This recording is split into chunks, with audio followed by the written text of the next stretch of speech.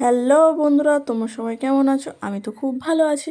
আজকে আবার তোমাদের সামনে আরেকটা নতুন ভিডিও নিয়ে চলে আসলাম। আজকে সকাল থেকে সন্ধে পর্যন্ত আমি কি কি কাজ করেছি সেটাই তোমাদেরকে আজকে আমি শেয়ার করব।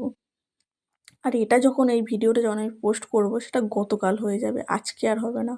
না, আজকে আমার এডিটিং করতে টাইম লাগবে। ফার্স্ট দেখলেই তো আমি ঝাড় দিয়ে দিয়েছি।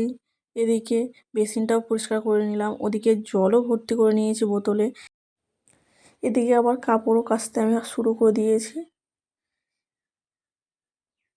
এইসব কাপড় কাচা কেন, যেহেতু আমার ঘাট নেই তাই আমাকে বাথরুমে কাচতে হয়, আর এই কাচতে গেলে কত ঝামেলা।